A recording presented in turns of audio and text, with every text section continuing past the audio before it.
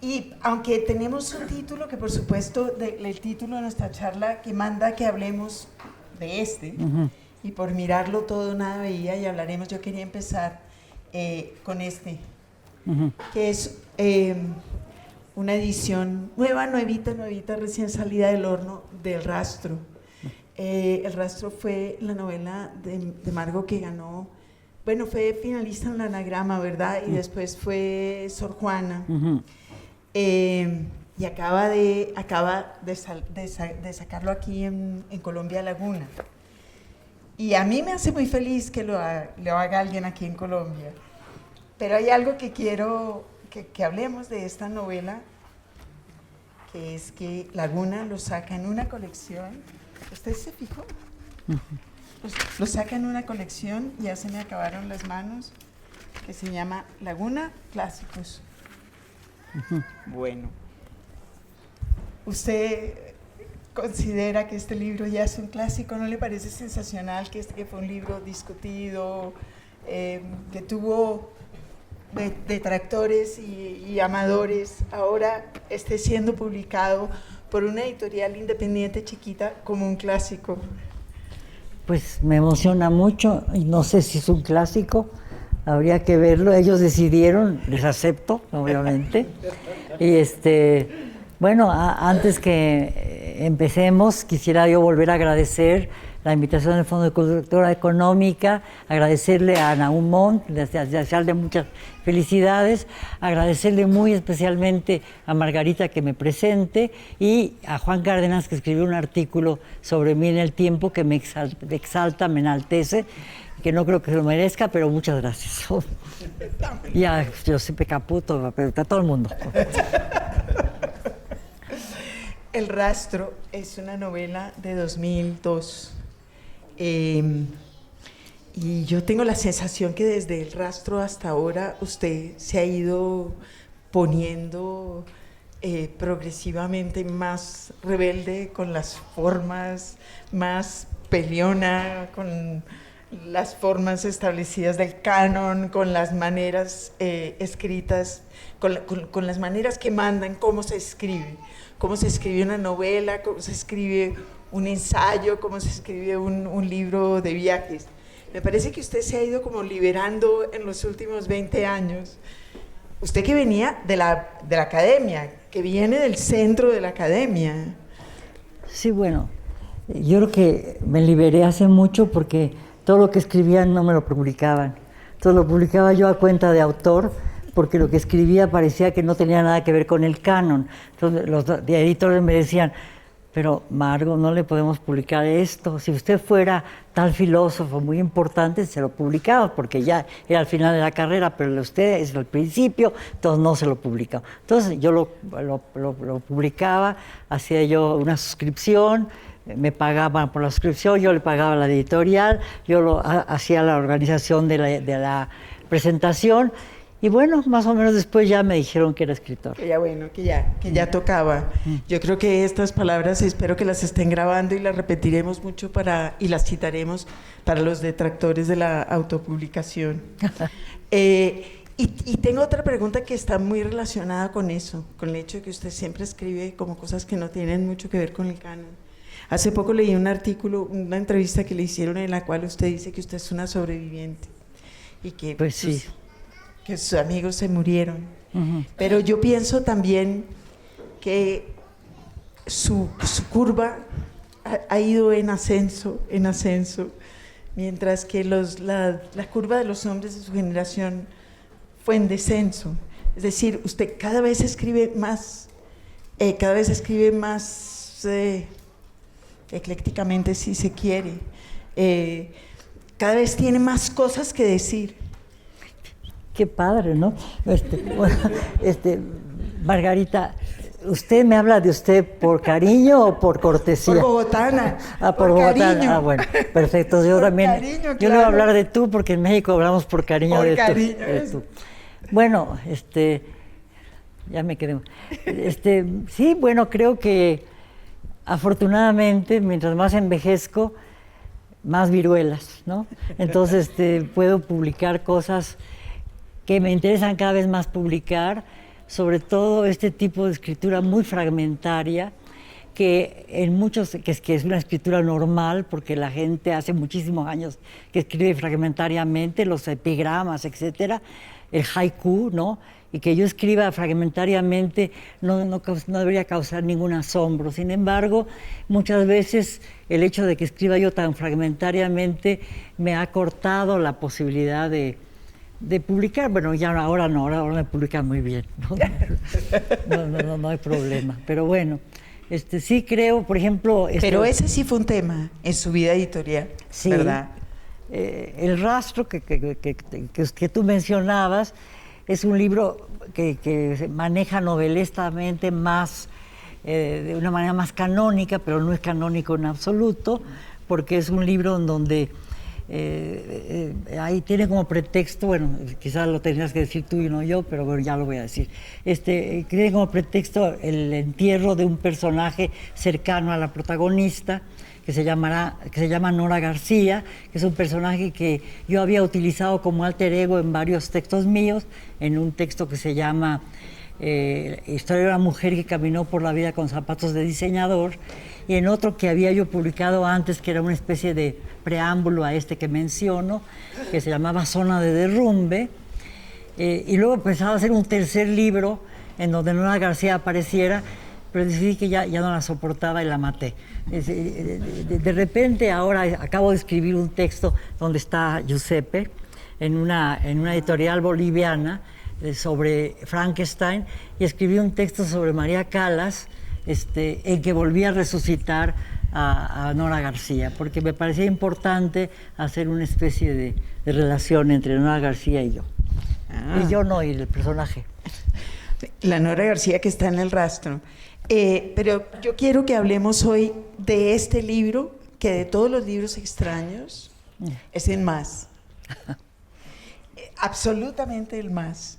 Yo lo empecé a leer cuando me dijeron que usted vendría.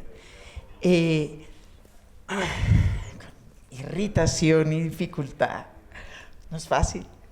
No. Y volví a meterle el diente. Y volví a meterle el diente. Bueno, hay que meterle el diente muchas veces, y creo que usted sabe que hay que meterle el diente muchas veces. Mi libro anterior es sobre dientes, así que es perfecto. Sí.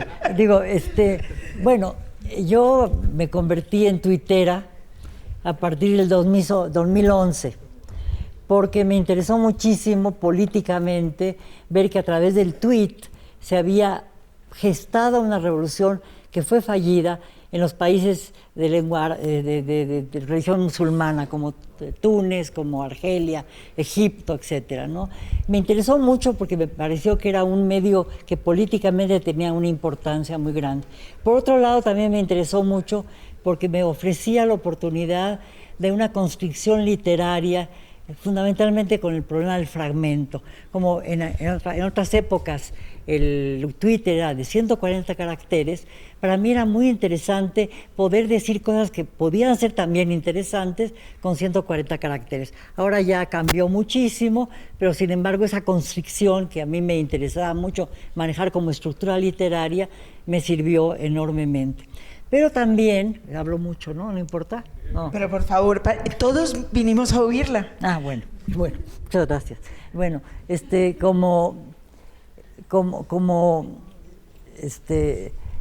Twitter como una construcción literaria. Como una construcción literaria. Entonces, pero al mismo tiempo me di cuenta que tanto el Twitter como el Facebook y todas esas aplicaciones o más bien ¿cómo se llaman? Redes sociales, ¿no? Eran muy constrictivas en un sentido negativo, porque trataban de que los usuarios manejaran ciertos patrones y ciertas órdenes, ciertas comandas que el Twitter y que el Facebook determina que debe seguir el usuario. Y a mí me pareció que yo me podía conformar con ese tipo de cosas y empecé a trabajar con Facebook y me di cuenta de que me exigían que supiera yo cuál era mi perfil, que era de frente, que supiera yo en qué estado estaba yo, que tenía muchos estados y me parecía absurdo en qué estado estás hoy y si me bañé, si no me bañé, etcétera. Yo dije, yo tengo que revisar todo este tipo de planteamientos que me obligan virtualmente a ser como esclava, ¿no?, de este tipo de redes sociales. Entonces me puse a trabajar para ver qué podía yo hacer criticando esas redes sociales. Entonces, de repente empecé a almacenar textos. Empecé a almacenar textos que me parecían curiosos, extraños, y que aparecían de una manera muy fugaz, muy evanescente, muy rápida, muy violenta, todos los días. Lo que hacía que era muy difícil tratar de entender lo que pasaba realmente, porque todo estaba sucediendo rapidísimamente y era relatado rapidísimamente. Pero al mismo tiempo había una forma de organizar el material que era muy elusivo, yo diría casi perverso. El hecho de que muchas cosas aparecen juntas que son de una diferencia muy grande en cuanto a importancia y a calidad, y que ese tipo de textos le impedía a uno jerarquizar y tener una distancia irónica y crítica frente a los acontecimientos del mundo. Entonces, al ir almacenando todos estos textos, me di cuenta que había un potencial literario si yo le daba una estructura literaria. Es decir, que no era solo almacenar los textos, no solo catalogarlos, no solo inventariarlos, sino al mismo tiempo darles un sentido más profundo para que quien leyera el texto tuviera la oportunidad de cotejar lo que se había escrito y viera las posibilidades justamente de jerarquizar. Por eso empecé el libro con una pregunta: ¿qué es más importante? Si tal cosa o tal otra. Y el libro sigue del principio al final, simplemente con frases cortas, algunas un poco mayores que otras, pero muchas tomadas del Twitter, no todas, algunas, bastantes, y al mismo tiempo aderezarlas, hacer una organización literaria, organizándola de qué manera, pues, introduciéndome en el texto de una manera autobiográfica, pero con una autobiografía totalmente pulverizada, pero al mismo tiempo importante en el sentido para mí, como ya había hecho en libros anteriores, como Yo también me acuerdo, ¿no?, o en otros libros, sobre todo en Yo también de acuerdo, quizás en Saña y en este, ¿no? Y luego también para mí era muy importante hacer una especie de autobiografía literaria. ¿Cuáles eran los libros más importantes en mi ya larga vida, que siempre ha sido una gran larga vida de lectora? Entonces, aparecen muchos de los, no todos, pero muchos de los autores que han sido para mí fundamentales en mi formación y en mi capacidad de entendimiento del mundo. Entonces, está Kafka, está Barthes, está Sebald, está Proust, está, en fin, Conrad, está, bueno, Sor Juana, obviamente, el título viene de Sor Juana. Entonces, digamos, eso le daba un sentido también al texto, una estructura, un hilván literario. Otra cosa que también me pareció interesante, aprovechando la Wikipedia, porque me gustó analizar estas redes sociales, era que la Wikipedia, por ejemplo, yo me puse a ver definiciones de figuras retóricas en la Wikipedia y me encontré que eran definiciones absolutamente ininteligibles. Entonces decidí ocuparlas en mi libro con la misma ininteligibilidad con la que tenían en la Wikipedia, para demostrar que realmente las figuras retóricas no se explicaban, pero que me servían también como un hilván textual para darle un marco, una estructura, un marco al texto. Ya hablé mucho.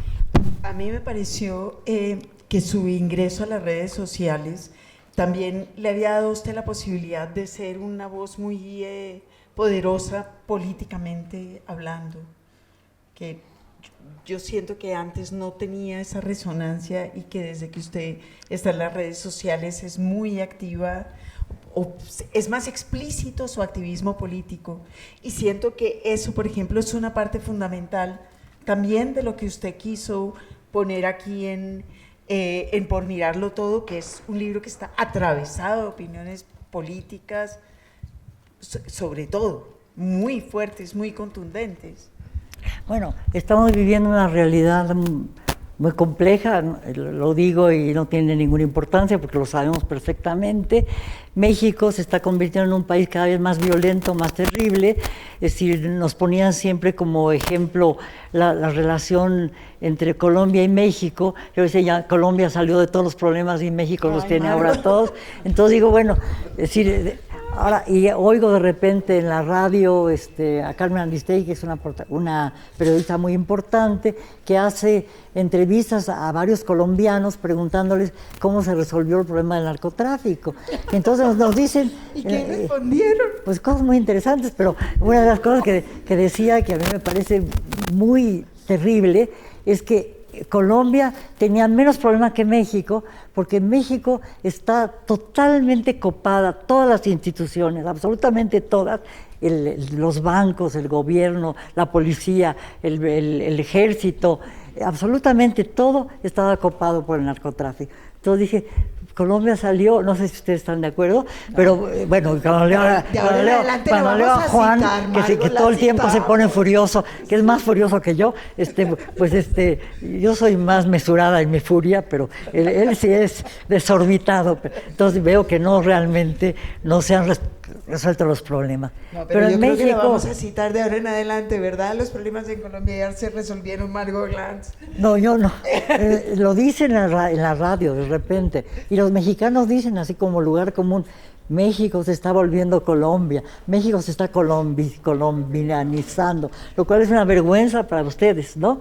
Que nosotros digamos los mexicanos esas tonterías. Pero bueno, se les dice bastante seguido y por eso se hacen entrevistas a colombianos que saben mucho de narcotráfico, a ver si en México resolvemos el problema, pero creo que está difícil. Bueno, tenemos un nuevo presidente que promete que lo va a resolver, ojalá, esperemos, lleva muy pocos meses en el gobierno, esperemos que verdaderamente pueda resolver el narcotráfico.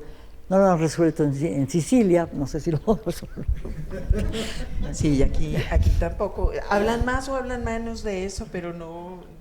Es como un problema de medios, de la cantidad de centímetros que le dedican en los medios, pero en realidad no, aquí no se ha resuelto casi nada, sobre todo en el tema del narcotráfico. En otras áreas del conflicto quizás sí, pero volvamos a sus problemas, Mario, y a sus opiniones políticas.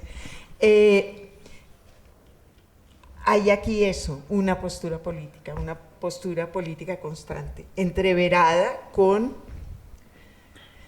sus lecturas, y no solo sus lecturas, sino sus amores musicales, que son en esta como retahíla incesante que es, y por mirarlo todo es como un remanso, siempre funciona así. Además, cuando uno lo lee, funciona así, va, para. Ahí aparece Brahms, o aparece Bach, o aparece Sor Juana, y yo me preguntaba qué tan complejo desde la perspectiva como de la estructura casi poética de su libro había sido armar eso, esas pausas, ese ritmo que tiene el libro. Bueno, es un trabajo muy largo, tardé como año y medio en armarlo. Lo fui cambiando muchísimo, cambié el principio, cambié muchas cosas en el centro y fui incorporando cosas que permitían justamente lo que tú dices, que esa retahíla de noticias, esas cosas terribles o banales, que todas juntas, tuviesen una forma de descanso, más que nada, no sé, algo que fuera más poético. Y entonces mis obsesiones aparecen allí. Tú hablabas del Rastro. El Rastro es un libro en donde la música es fundamental, es decir, habla de dos personajes que son músicos. Ella es chelista, que es la que va al entierro de su marido, de su exmarido, que era compositor y pianista, y entonces durante todo el libro, el núcleo del libro sería el entierro, pero el libro se desvía muchísimo y tiene una serie de referencias que tienen que ver con la música, con la pintura, fundamentalmente con la música, porque es un libro que tiene, para mí era muy importante ese elemento, ¿no? Además que yo quería que tuviera cierto ritmo musical al escribirlo, y que también tenía para mí el problema de analizar un tema que a mí me interesa mucho, que es el problema de la interpretación en el arte. Es decir, que y en la música es muy importante eso. Entonces me puse a trabajar, por ejemplo, a pianistas, sobre todo, que me han gustado siempre mucho, entre ellos Glenn Gould, ¿no? Y Sviatoslav Rifker y otros, ¿no? Adam no importa. Entonces, ¿cómo interpretaba, por ejemplo, Glenn Gould las variaciones Goldberg de Bach cuando empezó su carrera en 35 minutos, y cuando a poco antes de morir hizo una grabación en donde las variaciones Goldberg ocupaban 50 minutos? ¿Cómo es posible que la misma obra del mismo compositor que no ponía anotaciones musicales en sus partituras, se pueda interpretar de maneras tan diversas, ¿no? Y cuál de las interpretaciones es más importante, y qué es lo que debe hacer un creador que es intérprete, ¿no? Y el intérprete es un creador también. Todo ese tipo de problemas me lo planteaba yo. También me planteaba yo mucho el problema de la música barroca y de la ópera barroca, en donde los que la interpretaban, sobre todo en la ópera, tenían que ser castrati. ¿Por qué el hecho de que San Pablo hubiera dicho que las mujeres callan en la iglesia hiciera que hubiera cantantes que para poder cantar como mujeres tenían que ser hombres y castrados? Entonces a mí me parecía muy interesante ese problema. Es un problema que plantea muy bien un autor que nos fascina, ¿verdad, Giuseppe? Que es Pascal Quignard, en un libro que se llama La haine de la musique, el odio de la música, en donde trabaja el problema de los castrati. Y a mí me interesaba mucho analizar eso, y también analizar una cosa que era como muy evanescente, en el sentido de, por ejemplo, los cantantes niños que cantaban en la iglesia. Bach cantaba en la iglesia, en cuanto cambió de voz tuvo que dedicarse a ser organista y a compositor, porque ya no podía cantar en la iglesia. Eso me parecía a mí muy, muy interesante. Entonces había los jóvenes cantores de Viena que interpretaban las cantatas de Bach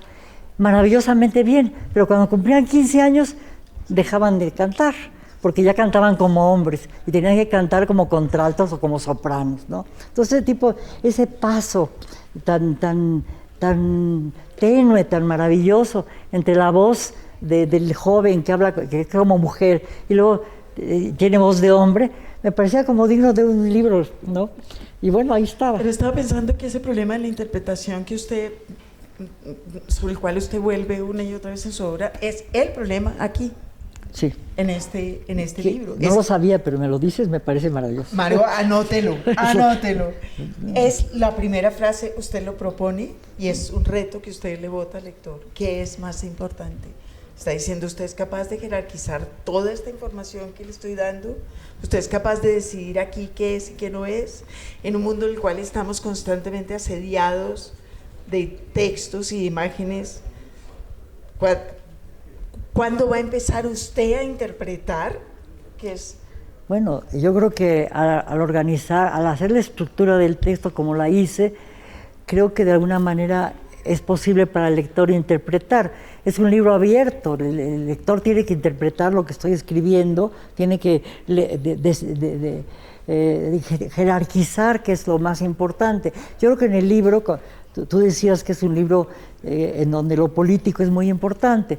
Para mí es muy importante el problema político que estamos viviendo actualmente, en donde estamos enfrentados a la posibilidad del neofascismo constantemente. Que muchísimos países ya están en ese contexto y todos estamos con el terror de caer en un nuevo fascismo, y es muy probable, ¿no? Entonces en mi libro planteo mucho el problema de la intolerancia absoluta, ¿no? En todos los campos, desde el Me Too hasta los campos más políticos, más tradicionalmente políticos, porque creo que tenemos que darnos cuenta de que la intolerancia, de cualquier tipo de intolerancia, sea de izquierda o de derecha, excesiva, nos lleva a una intolerancia total, que es la del fascismo, ¿no? En un momento dado usted dice aquí, se pregunta si es importante darse cuenta de que lo que uno piensa no lo piensan los demás,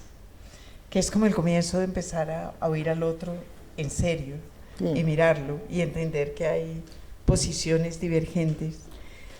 Yo vuelvo al rastro, amarrando aquí con esto, y en el rastro hay otro tema que también se ve aquí en este libro de Por Mirarlo Todo, que es el cuerpo y el cuerpo enfermo. Aquí en Por Mirarlo Todo hay, pues por un lado, el constante bombardeo de la prensa en relación con ese tema del bienestar, que ahora es obsesivo y desesperante, pero que también tiene que ver de alguna manera con el cuerpo que se sostiene o no se sostiene. Y es un tema que viene usted trabajando, bueno, casi de siempre, ¿verdad? Sí, es un tema muy importante para mí, el cuerpo y el erotismo. Es decir, he trabajado mucho en ensayo el erotismo, he traducido textos muy importantes como La historia del ojo de Georges Bataille, hice un prólogo que me parece interesante, he trabajado al Marqués de Sade, he trabajado a Klossowski, es decir, me ha interesado mucho el erotismo, el margen estrechísimo que hay para fijar lo que es pornografía y erotismo, todo ese tipo de cosas que ha variado tanto a lo largo de los años, ¿no? De sentir que el Marqués de Sade, con todas las cosas aberrantes que tiene, sigue siendo un escritor muy importante. Anoche me puse a leer un texto de Barthes que no había leído, su Sade, Fourier y Loyola, y me pareció bien interesante el punto de vista de Barthes, que no lo había visto en otros autores que yo he leído mucho sobre Sade, en donde habla de la incapacidad que tenía Sade de ver el cuerpo femenino, que uno creería que es lo que más ve, y sin embargo él dice que el cuerpo femenino, la parte sexualizada, los órganos sexuales de la mujer los oculta, ¿no? Entonces me pareció que era una lectura bien interesante de leer y que me gustaría retomar en mis propios textos, ¿no? Pero sí, he trabajado mucho este tema del cuerpo. Tengo una novela que ha sido pues bastante, no sé, que me decían que estaba bien que un hombre la escribiera, pero que una mujer no, que cómo era posible que yo, que no se podía dar en clase porque era impúdica. Un amigo mío que no es amigo me dijo que que yo había hecho una traducción perna abierta cuando traduje La historia del ojo. Entonces, digamos, todo este tipo y que era yo muy escandalosa. Es un libro que se llama Apariciones, que se publicó en el 96, luego se volvió a publicar en el 2000, y luego nadie lo ha querido volver a publicar. Ahora lo van a publicar en Chile, con ilustraciones. Y a mí me parece un libro bien importante en el sentido de que analizo el imaginario sexual femenino, la relación que tiene la mujer con el sexo, y en muchos momentos trabajo el problema de la sumisión, y por eso me han criticado mucho, porque como en una época del Me Too una mujer puede ser sumisa, pues a veces son, ¿no? Entonces lo pongo ahí, ¿no? Entonces, digamos, al final del libro acaba revelándose como debería ser, pero bueno, pero no trato de hacerlo por eso, pero en fin, es una especie de análisis. Y luego pues me puse a trabajar, por ejemplo, soy una mujer que caminó con zapatos de diseñador. Trabajé el problema del cuerpo enfermo a partir de la posibilidad de un cáncer de seno, en un texto que se llama Palabras para una fábula.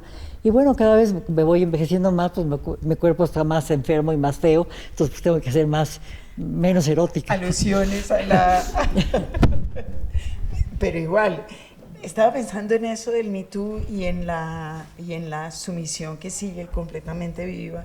Hoy leí en un artículo sobre el Me Too, la persona que lo escribió citaba a Adrienne Rich, quien hablando de Virginia Woolf decía que era una mujer en cuyo estilo literario se notaba que ella estaba siempre consciente de que los hombres la iban a juzgar y estaban mirando lo que escribía por encima del hombro.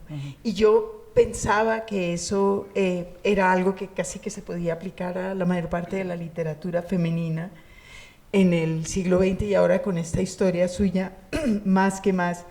Ese ha sido un tema, yo creo, en toda su carrera literaria, ¿verdad? Bueno, me ha interesado mucho y lo he tratado de explorar tanto desde el punto de vista del ensayo, en la docencia, porque soy profesor en la Universidad de México, y también en la escritura, ¿no? Es un tema que me apasiona y que me parece que no está totalmente esclarecido y que creo que hay hay extremismos muy grandes. Estoy totalmente con el feminismo, siempre he sido muy feminista. Me parece muy importante pelear contra el acoso, pelear por miles de cosas, porque la mujer tenga derecho a disponer de su propio cuerpo totalmente, en todos los sentidos. Pero también siento que lo que se ha trabajado últimamente en el Me Too, por ejemplo, en México, ha sido excesivamente intolerante, al grado de que se llega a extremos que pueden ser pues muy nocivos, ¿no? Entonces yo en este libro lo planteo muy seguido también, ¿no? Abiertamente expuesto como un problema, y un problema que no podemos ignorar. Yo quiero volver al tema de las figuras retóricas, que usted es otro de los temas, es que son muchos. Es otro de los temas que aparece aquí constantemente, las figuras retóricas de las cuales usted ya habló.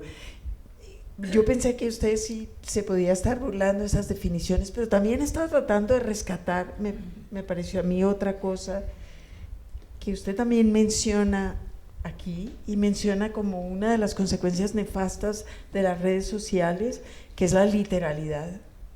La literalidad, que es como eso sí que es una lápida. Sí, es nefasta. Es decir, cuando yo escribo cosas con cierto sentido de la ironía, las toman tan literalmente que digo, ¿cómo es posible que la gente haya perdido el sentido del humor, la distancia, que la ironía es fundamental? No podemos vivir sin ironía, porque la ironía nos permite poder sobrevivir, ¿no? Tener sentido del humor, tener distancia frente a lo que está sucediendo, pues es algo ineludible. Y veo que en las redes sociales, en el Facebook, en el Twitter, muchas veces todo se toma de la manera más literal posible, lo cual también es muy peligroso, muy peligroso, políticamente, socialmente, culturalmente, etcétera, ¿no? Entonces, de hecho, uno ve que esa, digamos, interpretación literal de las palabras de otro se ha convertido en una de las armas más contundentes para desarmar al otro, en una cosa en la cual ya no está permitido el lenguaje que sugiera, o el lenguaje que no diga, o el lenguaje que no sea evidente. Creo yo que es uno de los problemas que puede tener las redes sociales. Y bueno, y yo creo que la literatura tiene que tener justamente, si no puede manejar las cosas de manera evidente, tiene que haber siempre una serie de capas que permitan una lectura plural, ¿no? Polivalente, es muy importante. Y si todo lo vemos literalmente, desaparece esa posibilidad. Usted habla del pensamiento políticamente correcto, es otro de los temas recurrentes aquí, el lenguaje políticamente correcto, que tiene que ver con la literalidad y la incapacidad de imaginar cosas que no son estrictamente de una sola manera. Tiene que ver eso mucho con la literalidad, ¿verdad? Claro. Solo podemos decir esto. Yo he estado pensando en antecedentes o en ancestros de este libro tan extraño que es Por mirarlo todo, nada veía, además de usted misma, que ha estado labrando su camino hasta allá, pero pensé en Ginsberg.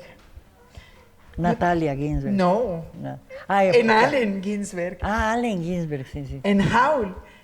Sí. pensé y me preguntaba, y ya vi que no, me preguntaba si usted lo había tenido. Bueno, lo he leído, pero no lo tuve como antecedente. No lo tuvo. Yo creo que para mí más bien el antecedente sería Georges Perec, ¿no? Porque es un autor que, bueno, yo tengo un libro que se llama Yo también me acuerdo, que lo tomé, me inserté en la genealogía de Brenard y Perec. Es decir, Brenard escribió un libro que se llama I Remember, y inmediatamente Perec escribió Je me souviens. Entonces, a mí un boliviano que se llama Rodrigo Hasbun me escribió diciendo que por qué no escribía yo algunos recuerdos de tipo Perec. Entonces le dije, sí, cómo no, y hice 20 recuerdos y de repente dije, no, voy a hacer 400 páginas, y hice 400 páginas. Y me pareció muy, muy interesante tomar, es decir, insertarme en una genealogía de autores que me admiro profundamente y al mismo tiempo tratar de ser diferente dentro de esa misma constricción de yo también me acuerdo y la frase muy corta, fragmentaria. Que bueno, de alguna manera lo sigo aquí.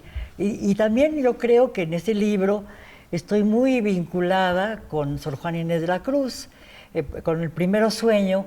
De repente Sor Juana está explorando, está en el sueño viendo el universo, las galaxias, etcétera, todo ese cosmos que ella trata de entender para ver cuál es el principio vital, el principio cósmico del universo, y de repente hace un alto en el camino y dice, y por mirarlo todo, nada había, ni discernir podía. Yo dije, me está pasando lo mismo, tu profesor Gardé, estamos en un mundo donde estamos mirándolo todo y nada entendemos. Sor Juana tuvo que cambiar de ruta, de organización textual y empezar a usar otro método para entender el universo, que era la intuición. Entonces ella corta totalmente lo que hasta ese momento ha escrito y empieza a escribir de otra manera hasta que el amanecer la despierta y no acaba de descubrir lo que es el universo. Pero me pareció muy, muy, muy importante utilizar a Sor Juana, que además soy sorjuanista, la leo con una pasión enorme, he escrito mucho sobre ella, y el Primero Sueño pues es quizás uno de los poemas más hermosos que han escrito en cualquier lengua. Entonces, volver al Primero Sueño y utilizarlo para un libro mío era como una especie de osadía maravillosa, pero que me pareció importante hacer. Yo pensaba que usted, que es sorjuanista, como acaba de decirlo, creo que uno de los aportes más importantes que usted ha hecho desde la academia fue cambiar el chip sobre Sor Juana. Es decir, leerla para nosotros de una manera completamente diferente a como se leía hasta ese momento. De hecho, aunque parezca, suene anacrónico, desde una perspectiva completamente feminista, ¿verdad? Entonces me parece que tiene, en este, por mirarlo todo, usted dice en un momento dado, compara ese verso de Quevedo, de Escucho con los ojos, que después Chartier usa en un libro, y lo compara con un verso idéntico de Sor Juana, y yo creo que también hay ahí como una clave fundamental para nosotros los lectores, para entender el mundo que se nos ofrece, y su libro, y el de Sor Juana dice, óyeme con los ojos. Y este libro, que es todo sobre el lenguaje, tiene mucho que ver con esas sutilezas, ¿eh? Sí, creo que la frase Quevedo es maravilloso, pero escúchame con los ojos no es tan bello como óyeme con los ojos. Es mucho más tajante, mucho más poético el verso de Sor Juana. E interpela más al otro, ¿verdad? Claro, es una maravilla. Sí, bueno, Sor Juana tomó de todos los grandes, las grandes figuras del Siglo de Oro, ella es la última gran figura del Siglo de Oro, pero a San Juan de la Cruz, a Calderón de la Barca, a Lope, etcétera, ¿no? A Fray Luis de León, a Quevedo, obviamente, ¿no?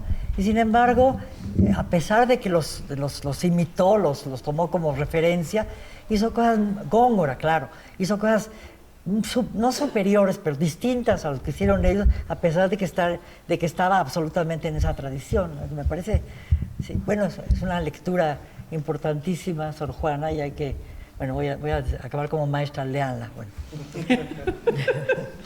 Léanla y lean los textos de Margot sobre Sor Juana.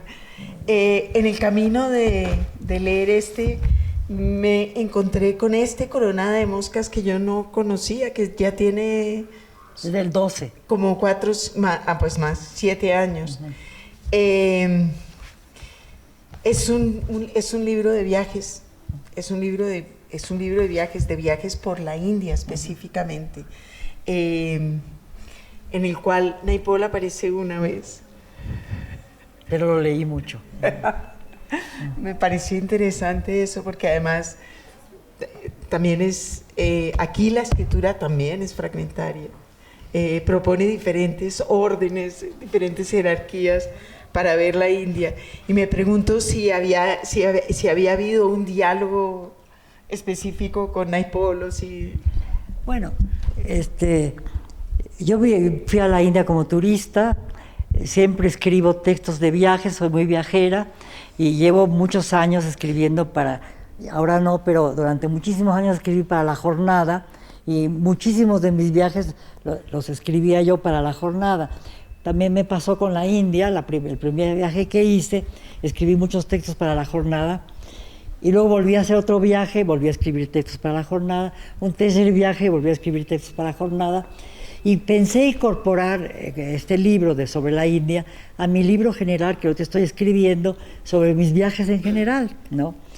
Pero de repente me di cuenta que la India era excesivamente extraordinaria, terrible, horripilante, maravillosa, bellísima, espantosa, y que yo tenía que hacer algo especial con ese tipo de visita, aunque haya sido como turista. Entonces, bueno, traté de escribir libros sobre la India y la gente me decía, como cuando escribí sobre Sor Juana, pero Margot, ¿cómo vas a escribir sobre la India si ya escribió Octavio Paz? Y Sor Juana escribió, el libro de Octavio Paz es el máximo sobre Sor Juana, y el máximo que ha escrito en México es Octavio Paz. Yo dije, bueno, ni modo. Entonces empecé y empecé a escribir, digo, claro, escribí mis vivencias de la India. Sí. Me acompañó una hija mía, que es fotógrafa, y me acompañó no solo en el viaje, sino que hizo las fotografías de ese viaje y las publicamos juntas. Entonces, es un libro en donde ella tiene su mirada, yo tengo la mía, porque yo no fotografío, la de ella es maravillosa, pero no incide tangencialmente en la mía, es la suya totalmente. ¿Quién ¿no? escribió los pies de foto? Porque yo las escribí. Es así de respetuoso como lo está contando Margot. Están los textos de ella y al final hay una colección de fotos. Sí, de mi hija, son sí, muy bonitas, muy bellas. Pero sí me preguntaba eso, ¿los pies los escribió usted? Sí. soy una miserable, bueno. Pero bueno, no. Pero aquí hay otra cosa que me gustó, que es el título sí, muy bello, que nace de un poema bellísimo de Blanca Varela. Ahí hay también un guiño, pues, o una declaración de amor abiertamente. Sí, en el segundo viaje que hice a la India, yo siempre había leído a Blanca Varela, me encantaba, la conocí mucho, me parece una de las grandes poetas de América Latina, extraordinaria, y había yo leído varios de sus libros, y estando en la India me alojé en casa de una amiga peruana, que era amiga también de Blanca Varela, y tenía un libro de Blanca Varela, entonces yo lo empecé a hojear y de repente caí en este poema, que es un poema maravilloso, en donde ella termina diciendo, nunca me acuerdo muy bien, pero bueno, ella dice, no, qué horrible dolor en los ojos, qué agua amarga en la boca, de aquel intolerable mediodía en que más rápida, más lenta, más antigua y oscura que la muerte, a mi lado, coronada de moscas, pasó la vida. Entonces me parecía que la India estaba coronada de moscas en todos los sentidos, literal y metafóricamente, y que si yo escribía un libro sobre la India, le iba a poner coronada de moscas. Y cuando lo escribí le puse coronada de moscas. Coronada de moscas. Es un gran libro, además es un libro muy, muy personal, otra vez, como es muy, muy personal por mirarlo todo. y estaba pensando en, bueno, las genealogías primeras, que yo creo que fue lo primero que Pero leí. usted me emociona, maestra, que haya leído tantas cosas mías, te lo agradezco públicamente. A usted por haberlas escrito. Viajes. Ahora está escribiendo más sobre viajes, no solo sobre la India. No, acabo de terminar un libro que le puse El texto y su sombra, que es una recopilación de textos que escribí en los años 80 sobre literatura inglesa y sobre literatura femenina y sobre también mucha literatura. Y de repente me encontré que había cosas padrísimas. Entonces dije, las tengo que recopilar, los rehice, los reestructuré y ahora lo voy a publicar en la Argentina. Ah, y se reencontró con su voz y le gustó. Sí, fíjese que sí. Ah, eso es muy raro en un escritor, Sí. pero está muy bien. Usted que arrancó por ahí, por ese gran amor por la literatura inglesa, Sí. que me parece que después un poco dejó. Eran textos que escribía yo para la revista Vogue, ¿no? Que eran textos que no son académicos, pero que tienen una mirada muy particular sobre la literatura que me ha apasionado siempre. Y que al recopilarlos me dije, ay, qué bonitos mis textos, qué maravilla. Entonces ya los recopilé y me salió muy bonito. Pero como ven ustedes, cada vez me veo más narcisa, pero eso es debido por las redes sociales. Hay 3 páginas preciosas aquí, por mirarlo todo, una bella, sobre los narcisos, pero no es cierto. Yo quería darle la palabra a ustedes que nos están acompañando. Sí, hablo mucho, perdón. Para nada. Bueno, muchas gracias por esta hermosa conversación. Margo, tengo 2 preguntas, tú escoge la que tú quieras, ¿sí? Bueno, preguntarte por la construcción de Yo también me acuerdo, que empezó, no sabía que había empezado como este ejercicio que te propuso Rodrigo. O sea, preguntas tengo como, ¿cuándo supiste hasta dónde llegaba? Sí, a la página 400 tú dijiste hasta aquí, si lo fuiste dejando como una libre asociación o si reacomodaste. Y me encantó sobre todo la presencia del humor. Me acuerdo uno que dice, me acuerdo cuando Madonna y yo nos opusimos a la invasión de Siria. y la otra era preguntarte por, decirte 2 palabras, dientes y zapatos.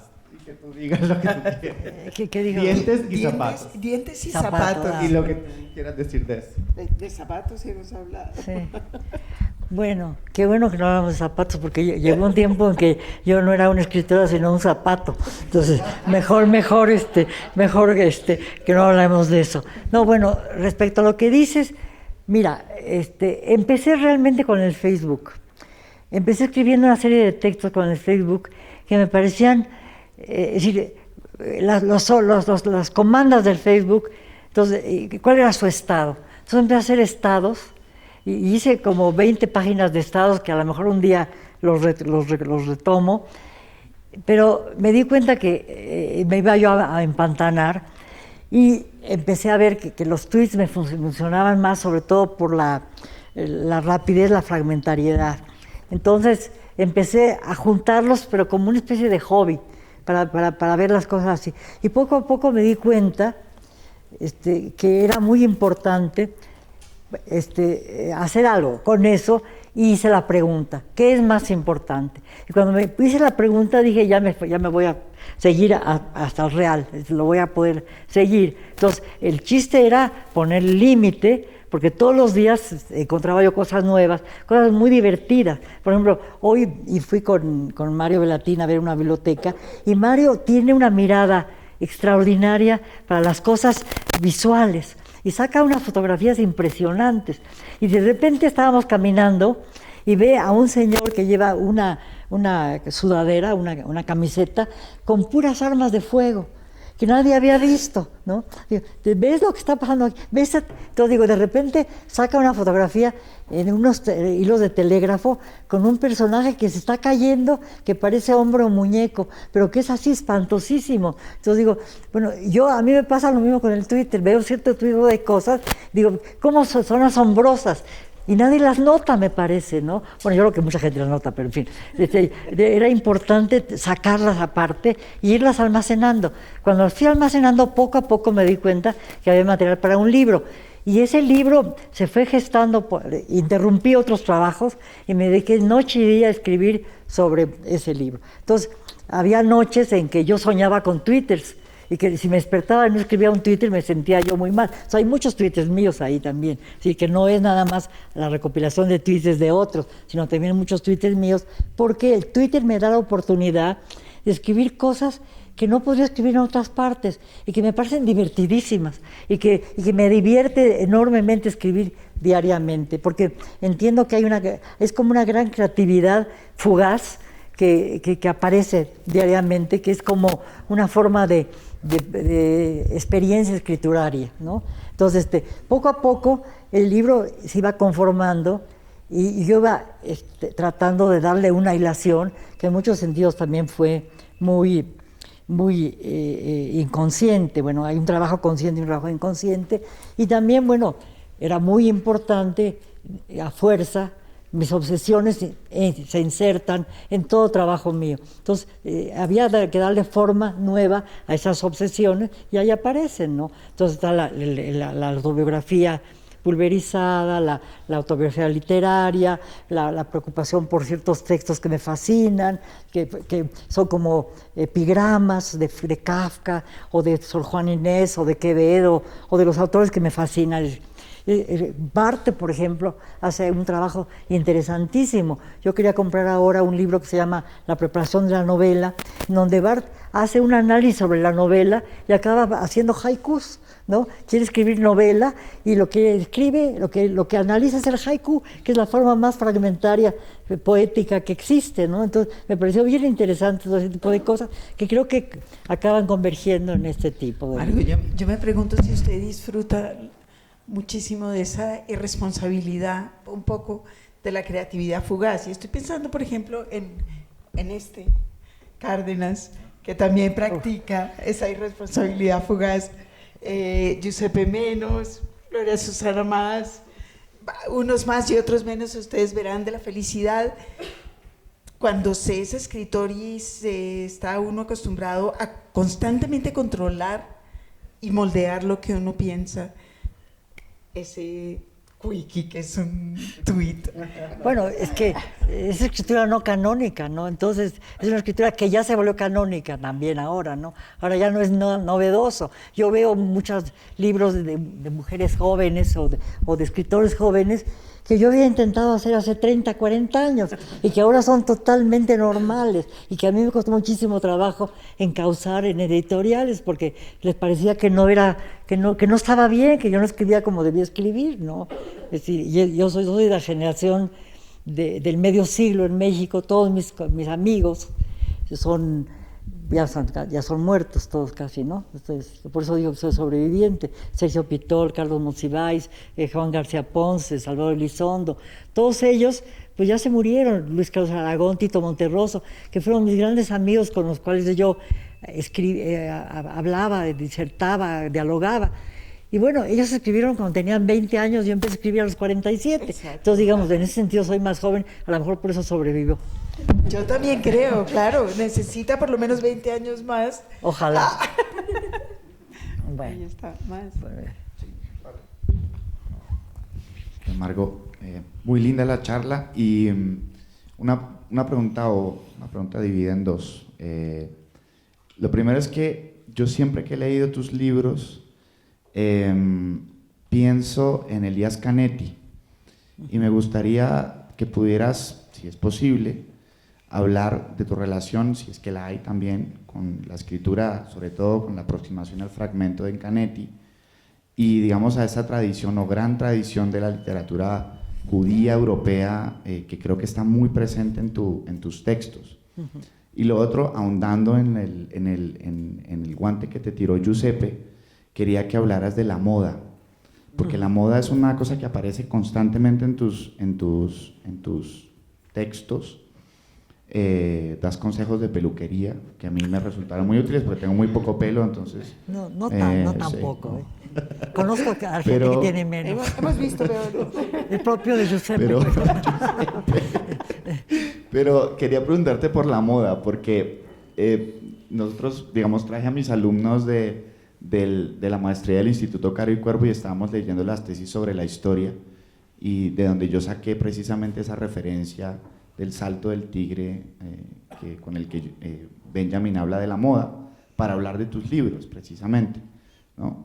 Que es esta cosa como de un salto del tigre al pasado, que es como Benjamin define la moda. Y como es un tema que aparece tanto y tanto en tus libros, me gustaría, si es posible, que te inventes algo sobre el tema. Sí, la primera pregunta que me hiciste, ¿me la repites, por favor? Canetti. Canetti, sí.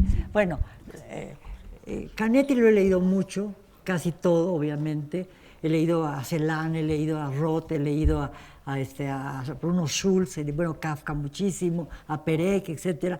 La tradición judía es mi verdadera tradición, mucho más que otro tipo de cosas del judaísmo, Benjamin, etc. Es muy, muy importante.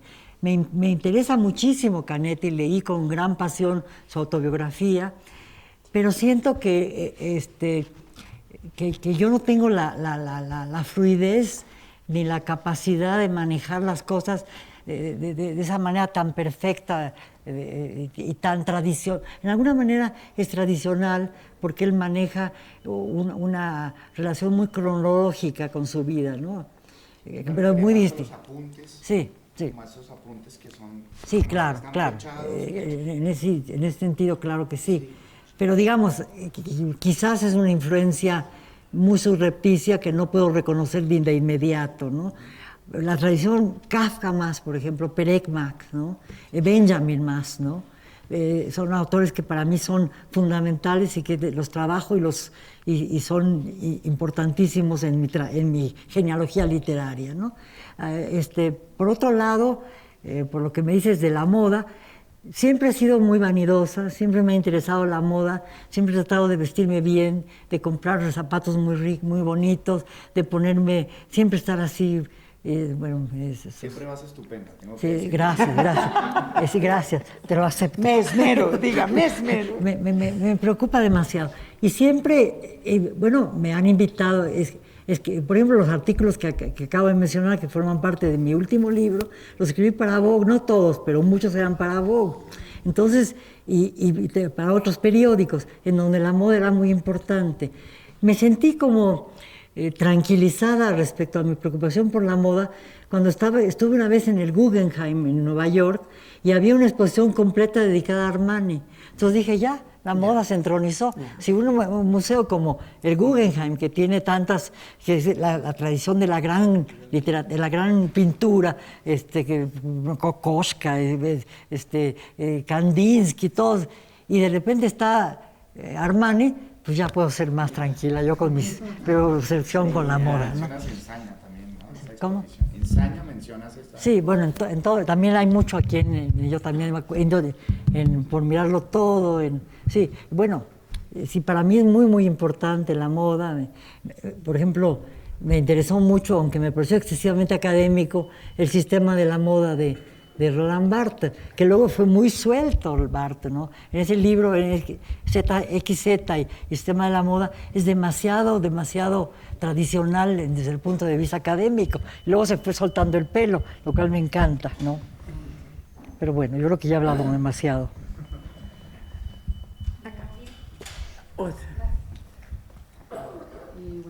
Ahí está mi editor del Chile de apariciones. Los presento, Daniel Pantoja.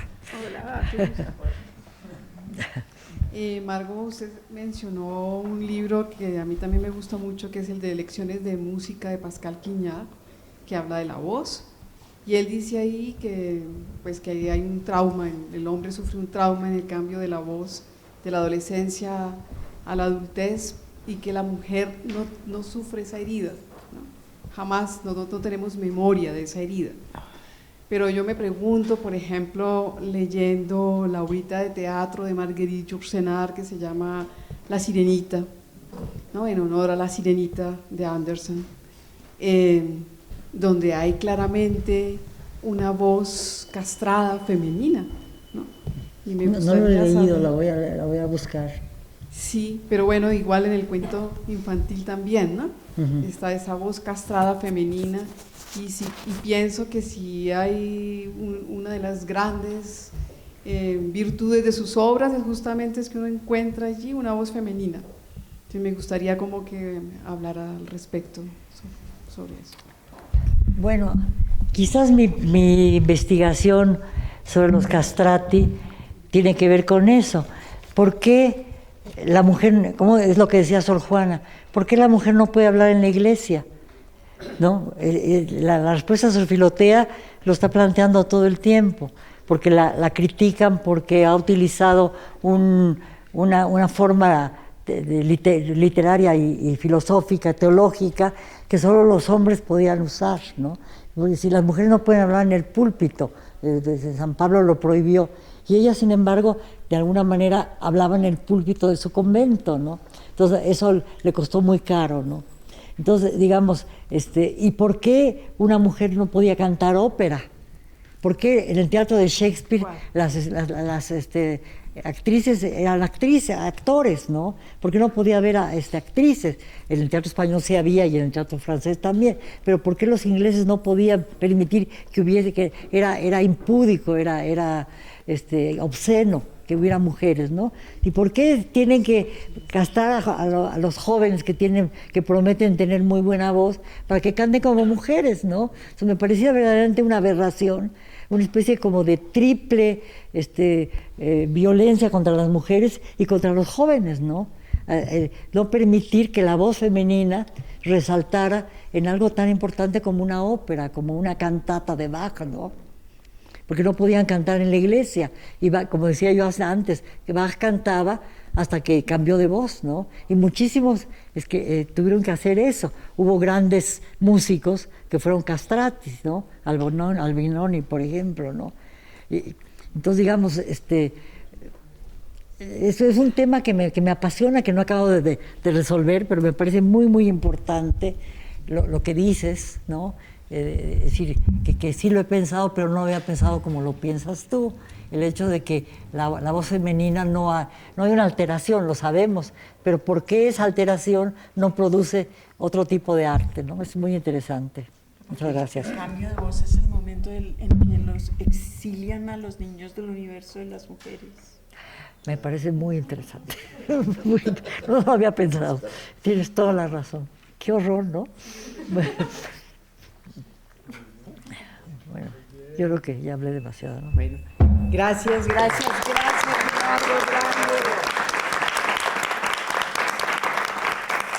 Gracias, Mario. Muchas gracias. Me encanta. Es la segunda vez que me haces sentir. Bueno, maravillosa. muchísimas ¿Te acuerdas gracias. en Cartagena?